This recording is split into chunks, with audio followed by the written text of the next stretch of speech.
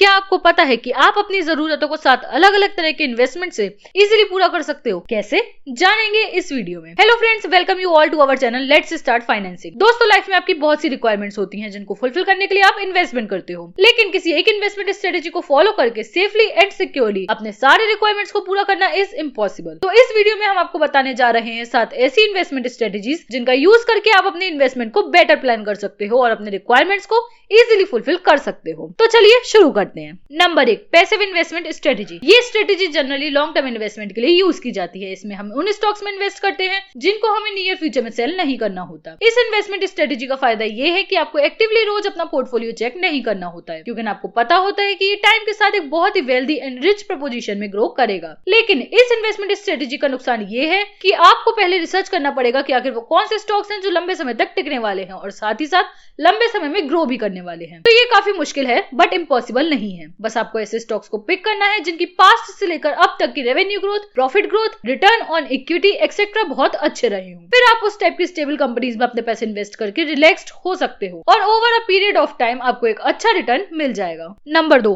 Active investment strategy. जैसा कि नाम से ही पता लग रहा है, ये पैसिव इन्वेस्टिंग का जस्ट अपोजिट फॉर्म है। इस टाइप के इन्वेस्टमेंट में उन स्टॉक में इन्वेस्टमेंट करना है जो रैपिडली चेंज होते हैं, जैसे कि इंट्राडे ट्रेडिंग, जहां आप एक ही दिन में स्टॉक खरीदते हो और उसी दिन में बेच भी देते हो, क्योंकि आप प्राइस मूवमेंट पर बैठ कर रहे हो। इसका फायदा ये है कि आप बहुत कम समय में ही काफी अच्छा प्रॉफिट बना सकते हो और लॉन्ग टर्म में भी बहुत ही एक्स्ट्रा ऑर्डिनरी रिटर्न एक्यूमुलेट कर सकते हो। लेकिन इसका नुकसान ये है कि ये बहुत टाइम कंज्यूमिंग है। इसके लिए आपको एक फुल टाइम एक्टिव ट्रेडर बनना पड़ेगा ताकि आप स्टॉक्स के प्राइस मूवमेंट पर नजर रख पाओ और अकॉर्डिंगली स्टॉक्स को बाय और सेल कर पाओ। साथ ही साथ इस टाइप की इन्वेस्टमेंट के लिए बहुत सारी रिसर्च, टेक्निकल अंडरस्टैंडिंग और टाइम देना पड़ेगा, क्योंकि आपको हर मोमेंट पर ही डिसाइड करना होगा कि स्टॉक्स को होल्ड करना है या बेचना है या खरीदना है। Number 3, growth investment strategy. इस टाइप के इन्वेस्टमेंट में आप उन कंपनीज के स्टॉक में इन्वेस्ट करते हो जो अभी ग्रोइंग स्टेट में है और फ्यूचर में काफी अच्छा ग्रो करने वाली है। ये बहुत ही कॉमन फॉर्म ऑफ इन्वेस्टमेंट है जिसमें ओवर अ टाइम बहुत ही अनरियल रिटर्न्स मिल सकते हैं। यूएस के टेक्नोलॉजी स्टॉक लास्ट 10 से 15 इयर्स में ग्रोथ इन्वेस्टमेंट स्ट्रेटेजी की वजह से ही इतने पॉपुलर हुए हैं और इसका सबसे ग्रेट एग्जांपल है टेस्ला कंपनी का स्टॉक, जो बहुत लंबे समय तक लॉस में था, लेकिन लोगों ने उसमें बिलीव करा और उसकी ग्रोथ में कंटिन्यूअसली इन्वेस्ट करा और आज वो स्टॉक बहुत ही मैसिव रिटर्न्स देने की स्टेट में है। तो अगर हम किसी कंपनी की ग्रोथ में इन्वेस्ट करते हैं तो over a period of time वो हमें एक मैसिव वेल्थ क्रिएशन अपॉर्चुनिटी दे सकते हैं। इन्फॉर्मेशन अच्छी लग रही है तो वीडियो को अभी लाइक कर दें और चैनल को सब्सक्राइब करके हमें ग्रो करने में सपोर्ट करें।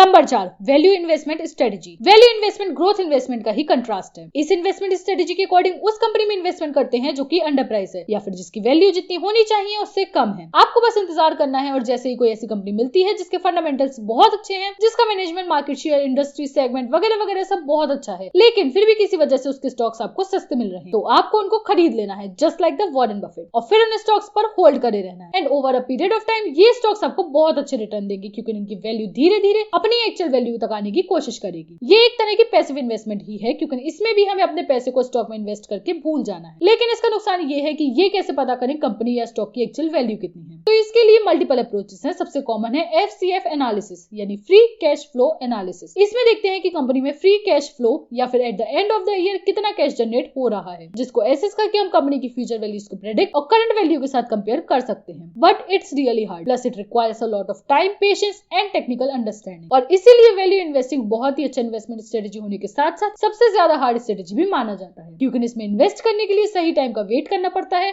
जिसके लिए बहुत सारा पेशेंस एंड नॉलेज होनी चाहिए। Number 5, income investment strategy. Income investment strategy एक ऐसी इन्वेस्टमेंट स्ट्रेटेजी है जिसमें इन्वेस्टमेंट से आपको हर मंथ एक रेगुलर इनकम मिलती है। ये एक ऐसी स्ट्रेटेजी है जो हर इंसान चाहता है, लेकिन इसको बिल्ड करना थोड़ा सा मुश्किल हो जाता है। इसमें स्टॉक्स के प्राइस चाहे बढ़े या घटे, आपको एक रेगुलर इनकम मिलती रहती है। लेकिन ये होता कैसे है? तो ये होता है डिविडेंड्स के थ्रू। बहुत सारे स्टॉक्स ऐसे होते हैं जिनका प्राइस भले ही तेजी से मूव नहीं करता है, लेकिन वो साल में डिविडेंड्स डिक्लेयर करते रहते हैं और साल के एंड में उनका जो भी प्रॉफिट होता है उसका कुछ % पार्ट एज द डिविडेंड अपने शेयर होल्डर्स में डिस्ट्रीब्यूट कर देते हैं। तो इससे आपको बिना स्टॉक सेल करे इनकम मिलने लग जाती है। स्टॉक मार्केट के अलावा कॉर्पोरेट बॉन्ड्स के थ्रू भी आप इनकम इन्वेस्टमेंट कर सकते हो। कॉर्पोरेट बॉन्ड्स वो होते हैं जिनमें एक कंपनी अपने किसी प्रोजेक्ट के लिए पैसे रेज करने के लिए बैंक की जगह लोगों या रिटेल इन्वेस्टर्स से लोन लेती है और उसके लिए उनके इन्वेस्टेड अमाउंट पर कुछ % ऑफ इंटरेस्ट रेगुलर इनकम की फॉर्म में देती रहती है। कॉर्पोरेट बॉन्ड्स के बारे में डिटेल में अगर जानना है तो हमने एक वीडियो ऑलरेडी बना रखी है, जिसका लिंक डिस्क्रिप्शन में आपको मिल जाएगा। तो इस तरह से इन्वेस्ट करके आप अपना कैश फ्लो या पैसा जनरेट करते हो।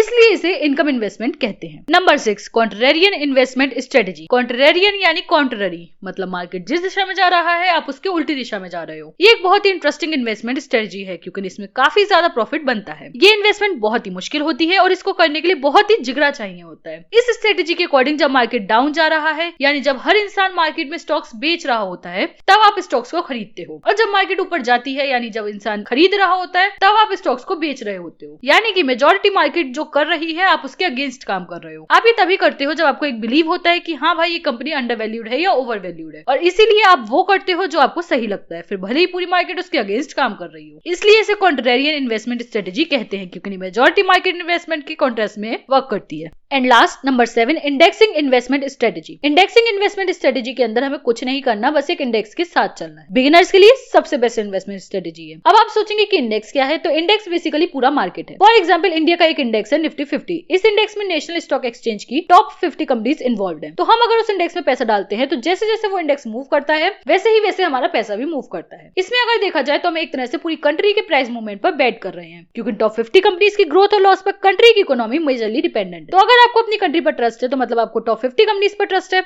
और इसलिए ही आप उस इंडेक्स पर बेट करते हो। अगेन ये भी एक पैसिव इन्वेस्टमेंट स्ट्रेटेजी है जिसे आपको एक्टिवली मैनेज नहीं करना है, क्योंकि कोई और म्यूचुअल फंड या स्मॉल केस एक्टिवली आपके लिए इन्हें मैनेज करता है। इसमें इन्वॉल्व कंपनीज जनरली बहुत स्टेबल होती हैं, जिस वजह से इनके रिटर्न्स ज्यादा फ्लक्चुएट नहीं करते, तो इसमें पैसा डूबने का डर भी नहीं रहता है। ये धीरे धीरे ग्रो करती हैं एंड ओवर अ टाइम काफी अच्छा रिटर्न देती हैं। साथ ही साथ इसका एक फायदा ये है कि इसके लिए आपको शेयर मार्केट का एक्सपर्ट होना भी जरूरी नहीं है, क्योंकि आप इसमें किसी और के नॉलेज का यूज करते हो अपने इन्वेस्टमेंट और अपने प्रॉफिट के लिए। इसका एक नुकसान ये है कि हो सकता है आपके रिटर्न्स उतने एक्साइटिंग ना हो जितने की किसी और स्ट्रेटेजी से। क्यों?